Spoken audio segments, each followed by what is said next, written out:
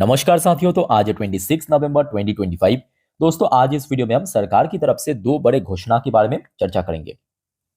उनमें से एक हो गया सरकारी स्कीम और दूसरा हो गया एक प्रोजेक्ट। ठीक है, तो आइए ये दोनों टॉपिक को चर्चा करेंगे। पहले दोस्तों, एक और रिक्वेस्ट आप सभी को रहेगा कि प्लीज चैनल को सब्सक्राइब करके शुरू में रख दीजिए, ऐसी इन्फॉर्मेटिव वीडियो हर रोज हर वक्त पाने के लिए। बाद में लोग भूल जाते हैं। ठीक है। अच्छा, अब देखिए, ये आज शाम के वक्त की अपडेट है, मतलब बाजार क्लोज हो जाने के बाद की। Cabinet clear 7,280 crore rare earth magnet manufacturing scheme. एकदम ताजा खबर। ये देखिए, ये 5 बजे की अपडेट है। अलग अलग न्यूज मीडिया ने इसको कवर किया, मनी कंट्रोल ने कवर किया, बिजनेस स्टैंडर्ड ने कवर किया। मैं आपको यहाँ पे इकोनॉमिक टाइम की वेबसाइट में दिखा रहा हूँ। अच्छा, अब देखिए साथ में क्या आर्टिकल्स छपा है। The union cabinet chaired by Prime Minister Narendra Modi on Wednesday cleared a rupees 7,280 crore initiative scheme intensifying the country's push to build domestic capacity and reduce its dependence on China। ये important है, ये important है। आज की date में दोस्तों सिर्फ भारत की बात नहीं है, पूरे दुनिया को जो रेयर अर्थ मैग्नेट सप्लाई करता है ना, उसका लगभग 80% चाइना करता है। जो नीड है पूरे दुनिया की, उसके 80% चाइना सप्लाई करता है, ताकि चाइना के ऊपर हम डिपेंडेंस कम करें, जिस वजह से ये स्कीम्स की अनाउंसमेंट किया है। अच्छा, अब देखिए, the programme intends to fill the shortage of magnets and create a capacity of 6,000 metric tonne per annum. तो स्कीम्स के कारण क्या होगा, भारत में टोटल 6,000 मेट्रिक टन पर साल ये प्रोड्यूस होगा, जो रेयर अर्थ मैग्नेट प्रोड्यूस होगा। ठीक है, ये कौन कहा, ये कहा भारत की यूनियन मिनिस्टर अश्विनी वैष्णव साहब इन द कैबिनेट ब्रीफिंग। उसके बाद देखिए और भी कुछ आर्टिकल्स यहाँ पे मेंशन किया है, आप चाहे तो वीडियो को पॉज करके पढ़ सकते हो। जैसे कि India is among the growing number of countries racing the capture a greater share of the rare earth magnet supply chain after China.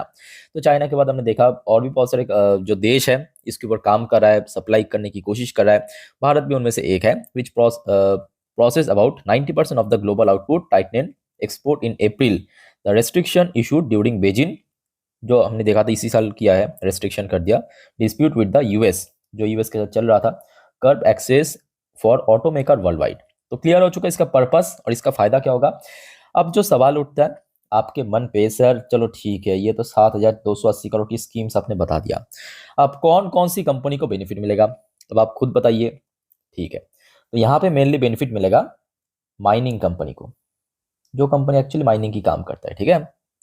अच्छा, कौन कौन सी कंपनी माइनिंग की काम करता है। अब दूसरा सवाल, तो ऑब्वियसली बात है, अगर हम बड़े कंपनी की बात करें, Vedanta, one of the most important company Bharat में माइनिंग सेक्टर की, वेदांता लिमिटेड। अच्छा, आप पूछेंगे सर ये अगर बाजार क्लोज होने के बाद शाम के वक्त की न्यूज़ है, तो क्यों आज इन सब शेयर में तेजी देखने को मिला। तो क्या होता है, सबसे पहली बात देखिए, आज बाजार भी बहुत अच्छा था, ये भी फैक्ट है, मेटल सेक्टर भी अच्छा था। अब जो बड़े निवेशक है ना, याद रखना, बड़े निवेशक, उसको थोड़ा सा पहले से ही हिंट मिल जाता है कि मतलब सरकार द्वारा क्या कुछ अनाउंसमेंट किया जा सकता है। तो जिस वजह से वो लोग क्या करते हैं कि शुरू से ही थोड़ा बहुत पोजीशन बना के बैठ जाता है। ठीक है। ऑफिशियल अपडेट आज बाजार क्लोज होने के बाद आउट हुआ, बट सुबह सुबह हो सकता है कि हिंट मिल गया। तो चाहे वेदांता की बात करें, हिंदुस्तान जिंक की बात करें, वेदांता की सब्सिडरी कंपनी है, या जीएमडीसी को आप देखिए, जीएमडीसी को क्या कहेंगे, 9.5% की तेजी, 9.5%। पिछले कुछ एक डेढ़ महीने पे शेयर में बैक टू बैक करेक्शन चल रहा था। ये देखिए शेयर यहाँ पे था, ये देखिए कुछ हफ्तों में तो बहुत नीचे आ गया था। ये देखिए 600 रुपए से share 21-22% downfall with in few weeks. ठीक है, 2 हफ्तों के अंदर अंदर 22% गिर गया शेयर। अब देखिए पिछले 2 दिनों पे शेयर यहाँ से था, यहाँ पहुंच गया, 14% की मूवमेंट, और खास करके आज 9.5% की इंट्राडे मूवमेंट दे दिया। ठीक है। सो क्या होता है कि जो आपको मैं अभी कहा कि बड़े निवेशक को ना थोड़ा बहुत हिंट मिल जाता है, जिस वजह से ये लोग पोजीशन में बैठ ही जाता है। हिंदुस्तान कॉपर, ये सब आपको माइनिंग कंपनी दिखेगा, अलग अलग क्षेत्र में, कोई कॉपर की माइनिंग करता है, कोई एल्युमिनियम की माइनिंग करता है, कोई अलग, कोई जिंक की माइनिंग करता है, कोई सिल्वर की माइनिंग करता है। बट मुद्दे की बात है कि माइनिंग कंपनी को बेनिफिट मिलेगा, याद रखना। ठीक है। सो इन सब शेयर को नजर रखना। और मोस्टली कंपनी, अगर हम बात करें बड़े कंपनी, जैसे कि वेदांता की बात करें, वेदांता अपना लाइफ टाइम हाई पे ही चल रहा है, बहुत नीचे नहीं है। जैसे कि देखिए इसी साल टच किया 535 की हाई, और शेयर देखिए लगभग उसी लेवल के आसपास चल रहा है, डिविडेंड अच्छा पे करता है। बाकी हिंदुस्तान जिंक मैं कहूँगा काफ़ी नीचे है। ये भी फैक्ट है कि हिंदुस्तान जिंक अपना लाइफ टाइम हाई से बहुत नीचे है। ये हाई टच किया था, ये देखिए, आज की बात नहीं है, मई 2024, ये देखिए लगभग 750 की लेवल पे, और आज आपको 470 की भाव में मिल रहा है। ठीक है, तो अच्छी कंपनी है, वैल्यूशन अच्छा है, और परफॉर्मेंस भी मैं कहूँगा प्रॉफिटेबल कंपनी है, growth company. So let's see क्या होता है। जीएमडीसी तो आपके सामने ही है, इस बार कंपनी की परफॉर्मेंस भी बढ़िया रहा। हिंदुस्तान को और भी डिसेंट कंपनी है, बट छोटे कंपनी है, मतलब उतना बड़ा कंपनी नहीं है। ठीक है, तो बेसिकली इनको फायदा मिलेगा। चलिए दोस्तों, अगले अपडेट पे देखिए। नेक्स्ट जो मैं आपको कहा था शुरू में, एक और प्रोजेक्ट है, तो ये भी आज की अपडेट है। ये देखिए, एक बार मैं आपको डेट दिखा देता हूँ, अदरवाइज लोग थोड़ा कंफ्यूज हो जाता है कि मतलब पुराना न्यूज़ या न्यू न्यूज़। ये देखिए, 26 नवंबर शाम के वक्त 4:49 की खबर है। रेलवे के ऊपर cabinet approves 2,781 crore railway project for Gujarat Maharashtra. तो गुजरात और महाराष्ट्र के बीच, ठीक है, यहाँ पे ये रेलवे प्रोजेक्ट के ऊपर काम होगा। अच्छा, कौन कौन सी काम होगा वो भी आप थोड़ा देख लीजिए, जैसे कि न्यू ट्रैक यहाँ पे मेंशन भी किया, काफी छोटे अक्षरों में आपको थोड़ा। अच्छा, नीचे चल के मैं आपको दिखाता हूँ, चलिए। हम्म, देखिए, the cabinet committee of economic affair on Wednesday approve two major railway project worth 2,781 crore in Gujarat and Maharashtra, aim at easing improving service, boosting regional connectivity. तो ये बेसिकली कुछ होगा। ठीक है, यहाँ पे कुछ जगह की नाम भी मेंशन किया कि कहाँ से कहाँ तक कितने किलोमीटर की मतलब ट्रैक की काम होगा। ये देखिए, यहाँ पे आप चाहे तो वीडियो को पॉज करके देख सकते हो। ठीक है, मैं आपको थोड़ा बहुत यहाँ पे स्क्रॉल करके दिखा रहा हूँ। अच्छा, तो मेनली देखिए यहाँ पे बेनिफिट मिलेगा रेलवेज कंपनी को, अब क्योंकि यहाँ पे कंस्ट्रक्शन की काम होगा, रेलवे ट्रैक के ऊपर काम होगा, कनेक्टिविटी की काम होगा। तो मेनली जो रेलवेज में कंस्ट्रक्शन की काम करते हैं उन्हीं कंपनी को बेनिफिट मिलेगा रेलवे सेक्टर से। ठीक है, सो अगर हम बात करें आईआरएफसी की, इस लिस्ट में आप शामिल कर सकते हो, बिकॉज ये फाइनेंसिंग कंपनी है।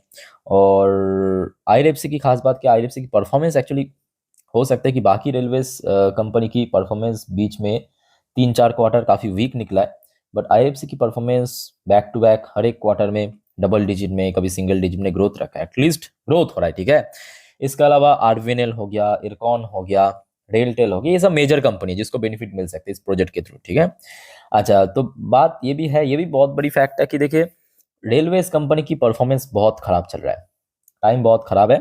आपकी आरवीएनएल की आप देखिए ना, लास्ट 3-4 क्वार्टर आपको साफ साफ दिख जाएगा, जैसे कि क्वार्टर 2 ही देखिए, कंपनी की जैसे कि मार्जिन श्रिंक किया और श्रिंक कर गया। पिछले साल भी श्रिंक किया था, इस बार और कम हो गया मार्जिन। और रेवेन्यू के अंदर जिस वजह से 5% ग्रोथ होने के बावजूद भी मार्जिन कम हो गया ना, मतलब खर्चा बढ़ गया, तो कंपनी की प्रॉफिट कम हो गया 19-20%। और ये सिर्फ आज की बात नहीं है, बैक टू बैक कुछ क्वार्टर सेम हरकत आपको इरकॉन में देखने को मिल जाएगा। मोस्टली रेलवेज कंपनी की परफॉर्मेंस ऐसा ही है। ये देखिए, आरबीएनएल का तो फिर भी आपके रेवेन्यू में फिर भी 5% 6% ग्रोथ रखा था। इरकॉन की बात करें 19% की drop revenue, margin 16% drop, profit 32% drop. तो ठीक है, कंपनी की देखिए परफॉर्मेंस में फिर से जैसे सुधार होगा, आई थिंक कि शेयर भी रिकवर कर जाए, उसके लिए एटलीस्ट थोड़ा टाइम दीजिए कंपनी को। अब ये भी फैक्टर है कि इस बार आपके यूनियन बजट में, इस साल की जो यूनियन बजट में रेलवेज के लिए कुछ भी कैपेक्स एलोकेशन बढ़ाया नहीं गया। तो आशा रखता हूँ कि अगले साल मतलब फाइनेंशियल ईयर 27 के लिए अगर रेलवे सेक्टर के लिए कैपेक्स एलोकेशन बढ़ाया गया, तो आई थिंक कि रेलवे सेक्टर में भी एक अच्छा बूस्टअप आपको दिखाई दे सकता है। ठीक है, सो मेनली दोस्तों इस वीडियो की जो मेन टॉपिक है, एक प्रोजेक्ट 2,781 करोड़ रेलवे प्रोजेक्ट, और दूसरा रेयर अर्थ मैग्नेट के ऊपर 7,280 करोड़ की ये स्कीम्स। ठीक है, सो दोस्तों और कोई आपका कंफ्यूजन या डाउट है कमेंट करके बताइए। अच्छा, अंत होते होते एक और बढ़िया अपडेट मैं आपको देता हूँ दोस्तों। जैसे कि आपने आई थिंक ये देखा होगा आज दिन की पहली वीडियो, तो आपको मैं कहा भी था कि मे भी आज, मुझे लग रहा है कि आज क्यों ना एफएस द्वारा एक अच्छा इन्फ्लो हो सकता है। और ये दोस्तों आज शाम के वक्त की अपडेट, मतलब रिपोर्ट आ चुका है एफएसडीएस की एक्टिविटीज की। सो एफएस ने आज टोटल मालूम है 4,778 करोड़ की टोटल नेट वैल्यू बाई किया, 4,778 करोड़।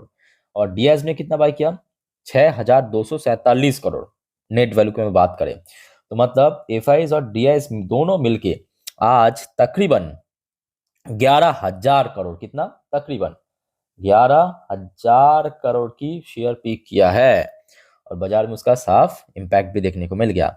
अब जो बात आपको इसके पहले भी बार बार कहा था कि एफआईएस की इन्फ्लो इन्फ्लो होना चाहिए, विदाउट एफआईएस मार्केट में दोस्तों सस्टेनेबल रिकवरी होना बहुत मुश्किल है। ओके, सो अभी तो देखने को मिल गया। सो लेट्स सी कल क्या होता है।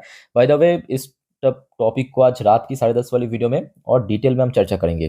नेक्स्ट डे मार्केट प्रेडिक्शन, पूरे दिन बाजार की अपडेट तो मिस मत कीजिएगा। चैनल को सब्सक्राइब करके रखिए। तो फिलहाल इस वीडियो को वाइंड अप करता हूँ, मिलते हैं नेक्स्ट वीडियो में। और दोस्तों, आपका कोई क्वेरीज है, कोई कंफ्यूजन है, कोई शेयर के बारे में पूछना है, कमेंट करके प्लीज बताइए। ठीक है, आप लोग नहीं बताएंगे तो मुझे कैसे पता चलेगा, है ना? तो कमेंट करके जरूर बताइए कि कौन सी शेयर के बारे में अगले वीडियो में हम चर्चा करूं, जो भी है। तो इस वीडियो को वाइंड अप करता हूं। टेक केयर, बाय बाय, जय हिंद।